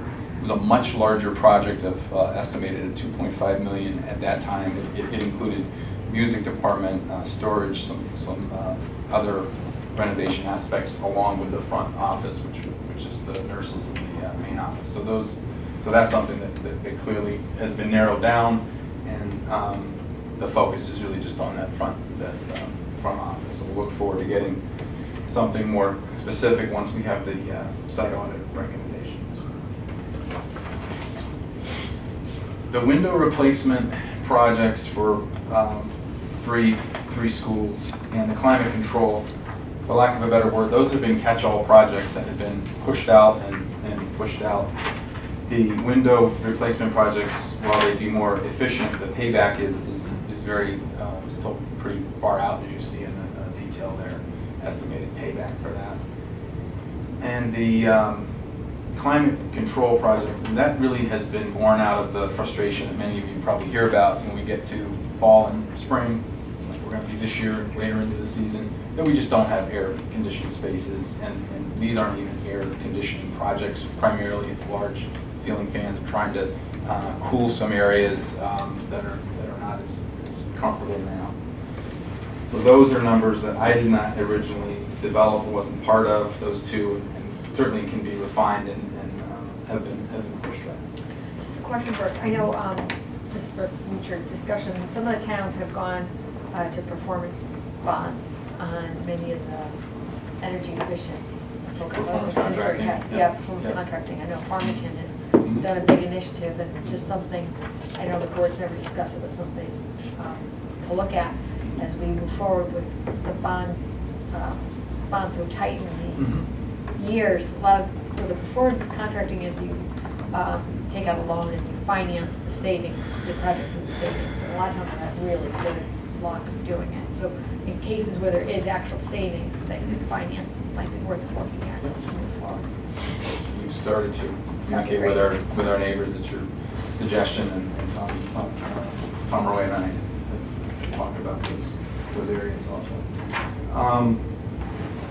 The district network infrastructure, those to be distinguished from the virtualization project, the large project, those we had a sort of every other year maintenance plans, somewhat similar to the concept of the road maintenance. And you see some detail sheets there. So we've actually shown 2 years back to back, because we had 3 years of the virtualization project from the prior 3 years. The last couple items I wanted to talk about, Latimer Lane renovation project. Again, that's been on the planning stages for many years. I was not involved with the cost estimate there, but in light of our facilities and enrollment study, removal of the modules, this project originally included building permanent space to replace the modulars. So clearly that has to be reviewed and but that is the school that has sort of taken the last place in terms of having consistent size space for library media, art, and things of that nature. And that's why that's still out there. And then I added a Latimer Lane boiler project. Was previously with Squadron Line. We moved Squadron Line forward. And on one of the versions here, we've got the newest project, which is the Terrafill School Field Reconstruction and Irrigation Project in 2019 at $405,000. That was a new cost estimate that I also received input on this year. engineering firm, and that is the school that has the smallest square footage of land, acreage of land. And while we had a renovation project there, that one small area where all the kids play and where the field is, without irrigation, without the ability to really start over there, it's not going to get better. So the principal has heard about it from parents and folks for a number of years. I said, well, let's get a real number and let's put it out there. So that's why you see that on this list for the very first time in the audience. Yeah, with that college made up of a lot of lane renovation, would it be considered to maybe take the boiler and kind of pull that all in to? That would be very logical, Yeah. and I had that Yeah. conversation with somebody earlier yesterday or today. Yes. Oh, that boiler, we're waiting. Other questions? This goes back to the Henry James Mhm. renovation. Just for my own clarification, thank you for being here, Sure. actually, to help me Good. and help all of us walk through this. So the Henry James renovation for the main office to be relocated, that came about prior to the tragedy in Yes. Sandy Hook. Yes. Okay, so what did that look like then? What was the reason behind that then? Safety. So it was safety Same. then, Same okay, basic. just to clarify, okay. And now for Squadron Line, is that the same? It's the same basic issue where you don't have a good line of sight. The nurse's office is actually the one that's closest to the outside. Right. You don't have good window view, and then as the people are coming into the building, it's a little trickier there where you have the cafeteria and a small wing off to the right, so you're not passing by that main office in order to get there once you let it. Okay, thank you. Other questions on the board or projects? So just getting back to our original conversation when you came, Burke, at the beginning, in order for us to digest and understand these projects, it really has to be done in context with the security recommendations that you're going to bring forward. And you think the time frame of August is pretty good so that we can reconvene in Yep. September Yep. and really take a That'd look be ideal. at how that recommendation impacts these. My only question is that could we get information on when we need to approve it to get on? Yes, I have that question. Yep, I have that We question. might want to do it in August if there's a pressure. Sure. But you'll have the information in August. So we can- We'll have the recommendations well before that, and I think we're going to have to cost out, you know, in greater detail what those recommendations. So I'll get that information for our next meeting. Any other questions on the project?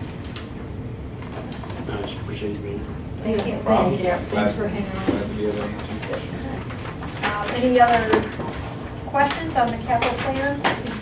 Next step is to, we're going to forward the items to finance that we approved with the understanding that we're going to revisit the long-term plan once the new recommendations of safety come forward. Any other business before us? Okay. And I think we'll just need a motion to adjourn. With that, Second. All in favor? Aye. We are adjourned. Thank you, everybody, for your hard work. Funding for Simsbury Community Television is provided in part by contributions from viewers like you. Thank you.